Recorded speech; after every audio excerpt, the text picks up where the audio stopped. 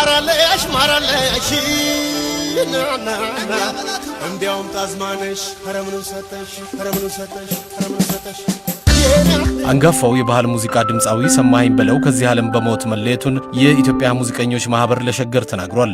በህመም ምክንያት በሕክምና ሲረዳ ቆይቶ በዛሬው ዕለት ከዚህ ዓለም በሞት የተለየው ድምጻዊ ሰማኸኝ በለው በጎጃም ጊሽ አባይ የባህል ቡድን ውስጥ በድምጻዊነት ያገለገለ ሲሆን ወደ ሙዚቃው ዓለም የገባው በ1974 ዓ.ም በባህር ዳር ቀበሌ 3 በታዳጊ ሕፃናት የሙዚቃ ቡድን ውስጥ ነበር። በ1978 ዓ.ም ደግሞ ጊሽ አባይ የባህል ሙዚቃ ቡድንን ተቀላቅሎ ከፍተኛ ዝናን ያተረፈ ነበር።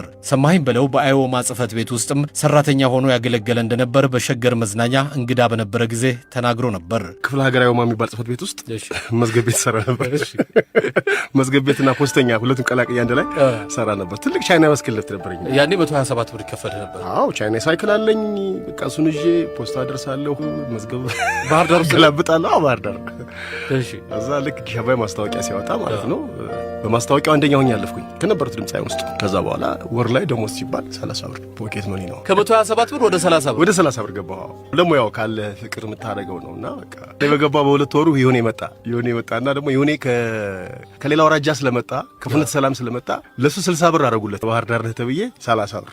ባላገር በተሰኘው ዘፈኑ ሰሜ ባላገር የተሰኘ ቅጽል ስም የተሰጠው ድምጻዊ ሰማኸኝ በለው ባለትዳርና የአራት ልጆች አባት ነበር። ስለ ድምጻዊ ሰማኸኝ በለው የቀብር ስነ ስርዓትና ሌሎች መረጃዎች እንደደረሱን እንነግራችኋለን። ሸገር ለድምጻዊ ሰማኸኝ በለው ቤተሰቦች፣ ዘመድ ወዳጆችና አድናቂዎች በሙሉ መጽናናትን ይመኛል።